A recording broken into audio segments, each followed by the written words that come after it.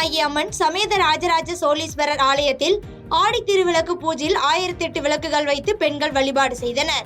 புதுக்கோட்டை மாவட்டம் பொன்னமராவதியில் பழமை வாய்ந்த மிக பிரசித்தி பெற்ற அருள்மிகு ஆவுடைய நாயகி அம்மாள் சமேத ராஜராஜ சோழீஸ்வரர் ஆலயத்தில் ஆடி முதல் வெள்ளியை முன்னிட்டு இத்திருக்கோயிலில் ஆண்டுதோறும் திருவிளக்கு பூஜை நடைபெறுவது வழக்கம். அந்த வகையில் இந்த வருடம் ஆடி மாதம் துவங்கிய நிலையில் 1008 திருவிளக்கு ஏற்றியும் அர்ச்சனை செய்தும் பெண்கள் வழிபட்டனர். இதில் சுற்று வட்டாரத்தை சார்ந்த ஏராளமான பெண்கள் கலந்து கொண்டு ஆடி திருவிளக்கு ஏற்றி சுவாமி தரிசனம் செய்தனர்.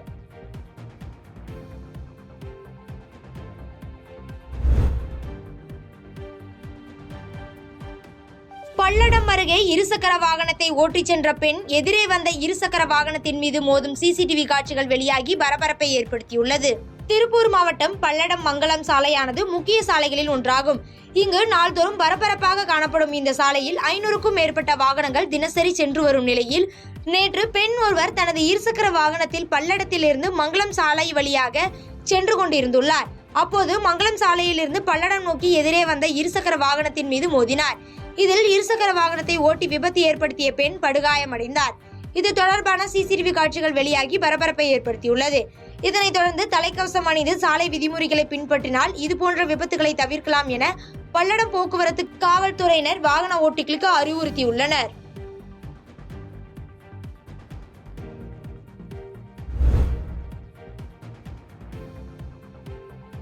கம்பம் அருகே மைக் செட் உரிமையாளர்கள் சார்பில் 2ஆம் ஆண்டு இசை போட்டி திருவிழா நடைபெற்றது. தேனி மாவட்டம் கம்பம் நகரில் மைக் செட் உரிமையாளர்கள் சங்கம் சார்பில் 2ஆம் ஆண்டு இசை போட்டி திருவிழா நடைபெற்றது.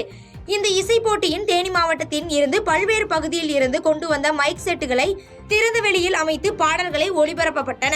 இதில் 160க்கும் மேற்பட்ட மைக் செட் உரிமையாளர்கள் போட்டியில் கலந்து கொண்டனர். இப்போட்டியில் வெற்றி பெற்ற முதல் 3 மைக் செட் உரிமையாளர்களுக்கு பரிசு தொகை வழங்கப்பட்டது.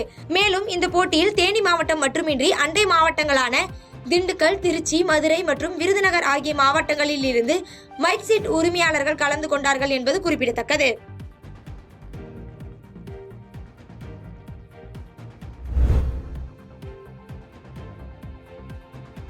குன்னூர் அருகே நேற்றிரவு ரேஷன் கடை மற்றும் பள்ளி சமையல் அறையை சூறையாடிய 5 காட்டு யானைகளால் அப்பகுதியில் பரபரப்பு ஏற்பட்டுள்ளது.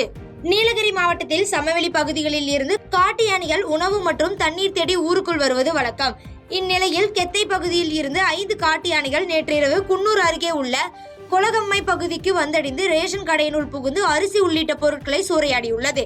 இதன் பின்பு கிரேக்மோர் எஸ்டேட் பகுதியில் உள்ள பள்ளியின் சமையல் அறையை உடைத்து பருப்பு மற்றும் பொருட்களை சூறையாடியுள்ளது. இத்தகவலை அறிந்த குன்னூர் வனத்துறையினர் வனச்சருகர் ரவீந்திரநாத் உத்தரவின்படி ரோந்து வாகனம் மூலம் அப்பகுதிக்கு வந்தடைந்த காட்டு யானைகளை வனப்பகுதிக்குள் விரட்டும் பணியில் ஈடுபட்டுள்ளனர். இதனையடுத்து ஊர் பகுதியில் புகுந்து அட்டகாசம் செய்யும் யானைகளை கண்டு பொதுமக்கள் அச்சமடைந்த நிலையில் யானையினை காட்டுக்குள் விரட்ட அப்பகுதி பொதுமக்கள் கோரிக்கை வைத்துள்ளனர். இதனால் நேற்று இரவு அப்பகுதியில் பரபரப்பு நிலவியது.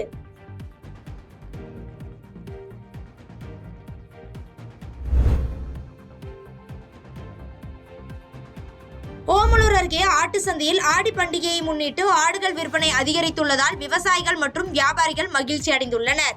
சேலம் மாவட்டம் ஓமலூர் அருகே சின்ன திருப்பதியில் ஆடி பண்டிகை சிறப்பு ஆட்டுச்சந்தை கூடியுள்ளது. இதனையடுத்து சேலம் மாவட்ட மக்கள் மட்டுமல்லாமல் வெளியூர் வியாபாரிகளும் இங்கு வந்து ஆடுகளை வாங்கி செல்வது வழக்கம். இதனையடுத்து வழக்கத்தை விட இன்றைய சந்தையில் ஒரு ஆடு 1000 ரூபாய் வரை விலை உயர்ந்து அதிகபட்சமாக ஒரு ஆடு 40,000 வரை விற்பனையாகியுள்ளது. இதனைத் தொடர்ந்து இன்றைய சந்தையில் ஆடுகள் அனைத்தும் அதிக விலைக்கு விற்றதால் ஆடுகளை விற்பனைக்கு கொண்டு வந்திருந்த விவசாயிகள் மகிழ்ச்சி அடைந்துள்ளனர்.